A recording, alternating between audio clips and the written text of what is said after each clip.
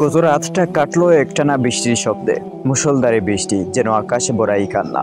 পানির দ্বারা ছাদ, গাছ, পথঘাট সবকিছুতেই বাজিয়ে গেল একটাই সুর, আমি আসছি।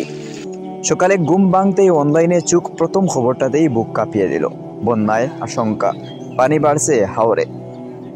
এই খবর শুনে আর বসে থাকা যায় কি? বাড়ির পাশে ফাঁকা হাওরের দিকে পা বাড়ালাম।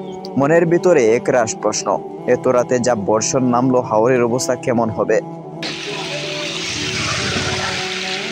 হাওরের ধারে সেই থমকে গেলাম। দেখি পানি তৈ তৈ করে বাড়ছে।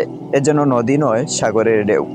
তীর বেজে গেছে, দূরের মাটির কিনারা আর দেখা যায় না। এখনো পানিতে গা ডুবায়নি হাওরের সবুজ, তবে স্পষ্ট প্রকৃতির ডাক দিচ্ছে এক নতুন বিপদের ডাক। তবে ঠিক তখনই এক ভিন্ন দৃশ্য চোখে পড়ে। হাওরের এক কোনায় ছোট ছোট শিশুদের দল জলে লাফ দিচ্ছে, হাত পা ছুড়ে খেলেছে। একটু দূরে দাঁড়িয়ে হেসে উঠেছে আর এক দল। এ দৃশ্য আমাকে ফিরিয়ে নিয়ে গেল অনেক দূরে, আমার নিজ শৈশবে, যখন বর্ষা মানেই ছিল আনন্দ, হাওর মানেই ছিল খেলার মাঠ, পানি মানেই ছিল উল্লাস আর নির্ভেজাল হেসে ওঠা। আজকে সেই হাওর আবার কাঁদায়, আবার হাসায়। এক পাশে হুমকির ছায়া, বন্যার ভয়, ফসল নষ্ট হওয়ার চিন্তা, অন্য পাশে শিশুদের প্রাণবন্ত উল্লাস।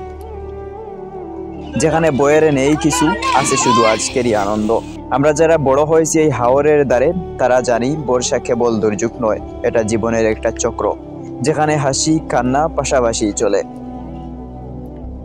এই ভিডিও শুধু একটা দিন বা একটা হাওরের গল্প নয়, এটা গ্রামীণ বাংলার প্রাণের কথা, যেখানে প্রতিটা মেঘ, প্রতিটা ফোঁটা বৃষ্টি নিয়ে আসে ইতিহাস, স্মৃতি এবং অনেক অনেক ভালোবাসা।